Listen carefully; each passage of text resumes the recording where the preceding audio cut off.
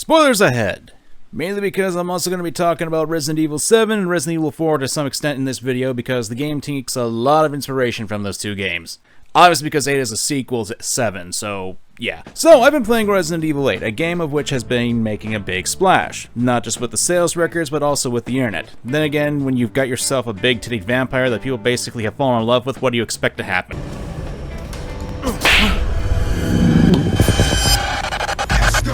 I mean, just look for fan art online and ugh.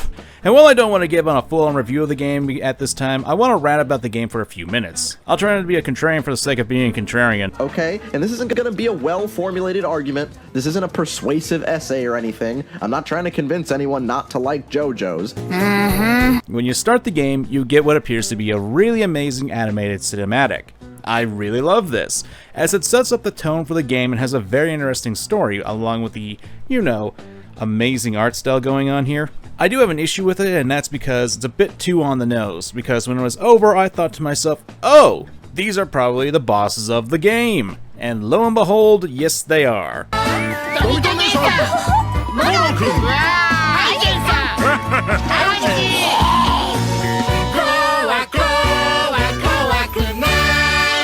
Now, I know that Resident Evil games haven't been the deepest when it comes to story or the most complex. Heck, if you ask me, most of the time there's a lot of stupid stuff in the stories. Chris? Stop it.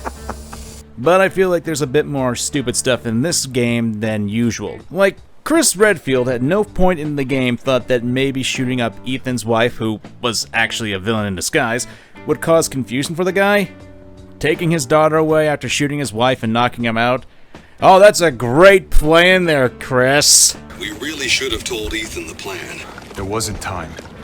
And we didn't expect Miranda to act so soon. Even so, you should have told him. Yeah. That was probably pretty dumb, huh? I'm sorry, but what sort of logic is this? Apparently, Ethan went through military training and knows Chris, and with all the BS that happened in Louisiana 3 years ago, saying something like, oh, this person can take the place of your wife. We need to get your daughter over to safety. Would have made the plot a bit not so convoluted. I understand that the plot of the game is supposed to be simple, when something like that happens, where your characters could have avoided something so easily by a 2-sentence dialogue, that's kind of an issue with me. And I can tell there's a lot of influence of Resident Evil 4 put into the game, which, hey, if you're gonna take inspiration, why not take inspiration from the title that's been said one of the greatest games of all time that's in your series? I got no problem with that. What are you buying? Just something an old friend of mine used to say. What are you buying? Is that old strength? Hell, just listening to Ethan, he seems to have taken a few classes of the Leon Kennedy School of Snark. Keep glory! One day your head will actually fit your ego! Fight! Don't I get a say in this? I've sent my right hand to dispose of you. Your right hand comes off? Although, if you ask me, he kind of takes it a bit too far to the point of, what the hell are you doing, Ethan? I'll just be taking this. What are you doing with... Ethan! You have what you need! Run, you moron! Which, not for naught, I can appreciate, as Resident Evil 4 is unironically one of my favorite titles in this series. That being said, while Resident Evil 4 can easily be classified as a masterpiece, that doesn't mean it didn't have its faults. Hell, you can even ask some people online and they'll say it's actually a very decisive title, since it actually took the series in a different direction than normally. You can see some of the cracks I mentioned in Resident Evil 8. With the exception of one portion of the game, you barely have to worry about running low on ammo, which, don't get me wrong, I appreciate the crafting system, as it's a fun system that allows you to make whatever you need when you need it.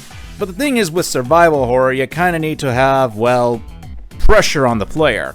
Now, before you type out Village of Shadows difficulty, yes, I'm aware of it, but you have to beat the game first before accessing that, and I'm going through the game, it was rather off-putting that the game was giving me quite a bit of ammo for it. I appreciated it, but kinda took some of the pressure off when I was being hunted down by the lady vampires and the werewolves. I saw someone talk about the inventory system and how it took inspiration from Resident Evil 4, and having played Resident Evil 4 not too long before this game was released, I can see the inspiration for it. In RE8, it's not as demanding of the player while it was in 4.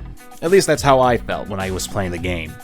Getting back to the story, while I can appreciate the fact that Ethan's going after his daughter, this is something that I pointed out in an older video of mine not too long ago. If you want to create some grade A investment, add a little kid to the mix. Although, really, it comes up as a cheap Hollywood attention-grabbing move now that I think about it. The best and cheapest way to get an audience to care for a character and make them relatable is to give them a kid! Here at Hollywood Studios, we've been conscious of what successful films have not only been made, but have stood the test of time. After many decades of research, we've realized that part of the process of making a successful film is having a good story. Turns out, all we had to do was place a dainty, slimmer rock next to it with 1 or 2 pebbles by its side. Oh, please don't kill him! He's got a family! And then we smashed it. Rose isn't really a character, she's a plot device, and just because we spend the first few minutes of the game with her, that doesn't really make all that much of a connection or make me care for the kid. I understand that it's basically doing that to make the plot go quick, but at the same time, I'm kind of getting sick of seeing this in games when it's been so prevalent in movies. In RE7, we at least got to see that Mia had a personality, and there was something more to the message that she was sending as it seemed like something was off. And then you actually got to spend more time with her in the mansion. And then you had to kill her. Oh! I was gonna fucking run for it! Yay? It at least left more of an impression than your little toddler right there. And again, I get it. A father's love knows no bounds, but this does fall into the same trap that I pointed out that games are slowly becoming more Hollywood than I'd like. Then instead of actually developing the characters and relationships, the games will elect to go the Hollywood route where we'll introduce someone that the character needs to save. Usually it's a little kid. But with Rose, we're given nothing really because she's a baby. FYI, I really don't like Mia in RE7 and RE8 mainly because she's still cryptid as all hell. I keep telling you, it's not Rose that I'm worried about. Well then what are you worried about? Look, she's gonna be fine. I just know it. What else matters? We matter, Ethan! You matter! You just Mia, what are you talking about? Is there something you're not telling me? Come on, talk to me. You've had about 3 years to tell Ethan this crap. Why are you still being cryptic as all hell? And I'm being too negative. I actually do like most of the other characters in the game.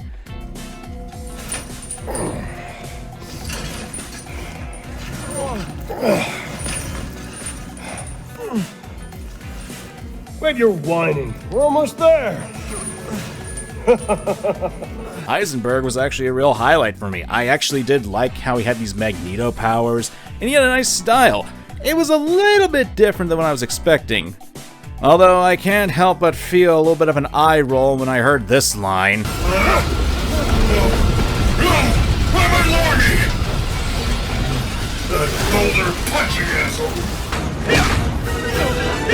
Was that? How do people even know about that? Was that? That just raises so many questions! If there's one thing I do love about this game, it is the monster design though. It's a total step up from Resident Evil 7, and I really think that Capcom listened to the player feedback because the molded on RE7 weren't that interesting of monsters, and they were what you mostly had to fight throughout the game. But in RE8, man, there's quite a stark contrast.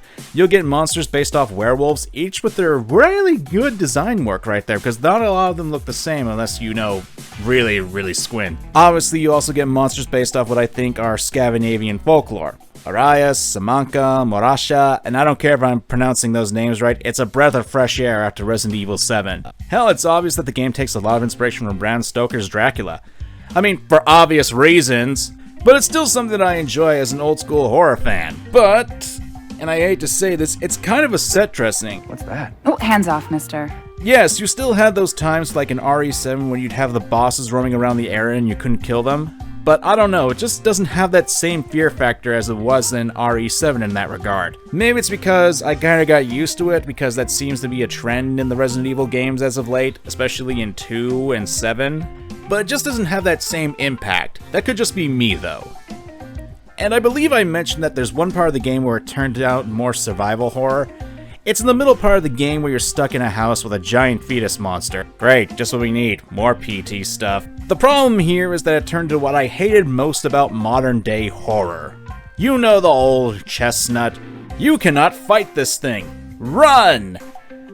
I hate this stuff. I hated it in Amnesia, Outlast, all that jazz. I hate these kinds of games, since it's so stupid. The game also basically pulls a Castlevania Symphony of the Night by blatantly removing all your weapons, and I gotta say, it's really stupid. I hate that I have to hide from this damn thing. Taking away a player's ability to fight isn't the same as making the player be helpless. I mean, it is, but it's kind of stupid because it makes it, very, very redundant to me. Like in RE7, they found the right way to actually make this work with Jack. Sure, you could shoot the guy, but that'll only be a temporary fix as he'd get right back up and come after you. Hell, they did earlier with the big titty vampire woman in this game. And hell, with Mr. X, too. I don't see why we needed our weapons to be taken away when they already had this mechanic in the previous games, and even in this game, too. Taking my guns away is only going to make me get pissed off at the game for trying to force a scary section, especially when the baby can actually kill you in one shot. Maybe I'm just being a bit too negative on this, but I hate it when games limit what you can do and allowing so much, especially when there's a way for it to actually work and not take it away from you. Oh, and the puzzles kind of suck, if you can even call them puzzles. A good chunk of them are just finding things. Oh, I found the thing, better go back to the place where I can use the thing. I'm not saying that the puzzles have to be the greatest brain teasers of all time, but they kind of don't really do it for me. Not to mention, I'd also like to point out that Lady Dimitrescu... Big titty vampire lady, okay? Look, I am bad at pronouncing foreign names, get off my case. Vampire Lady and Heisenberg, they were actually pretty good highlights of the game. However, what I find to be kind of odd is the fact of the matter is that our Vampire Lady, who was, front and center with all of the ad stuff, she really isn't utilized to her full extent. I mean, we only get to fight her in the first portion of the game, and after that, you kill her. There's not much left to her, and I kind of find that disappointing. I like Heisenberg. He's a really fun character, but at the same time, he only shows up at the near end of the game, and I think that's a bit sad. He seems like a really fun character, especially for a villain. Heisenberg and Lady Dimmy, yeah, I'm gonna call her Lady Dimmy because, hey, they actually are the highlights. They're the best villains of the game, which is really sad because the big bad, Miranda, she's extremely boring, and I get her motivation, but it's like, I would have preferred it was Heisenberg and Lady Dimmy, because that would have been a much better combination, because they had a lot more personality to them, and they weren't so, cliched. I think that's the right word for it. I don't know. Resident Evil 8 is a conflicting game for me.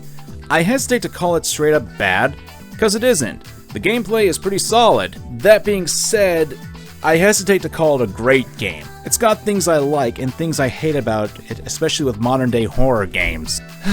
Don't get me wrong, I actually think that it is a game that you should get. It's at least worth experiencing once in a while. If I was given a choice, I'd prefer going back to Resident Evil 2 and 7. Now, those are games that, while I have my issues with, I still found to be entertaining with modern Resident Evil games. 8, while it does have that charm and a lot of things I do like, kind of falls a little flat for me. Again, it's not a bad game. It's put together pretty well. It looks great. Although I have seen some people complain about graphical issues, but I haven't experienced those in my games, so I don't know, maybe I got lucky with that? But hey, this is just one guy ranting about this game for a few minutes. Give me your thoughts down below. I'm MangaKamen, and thanks for watching. Oh, and by the way, I love the ending where everyone turns into puppets.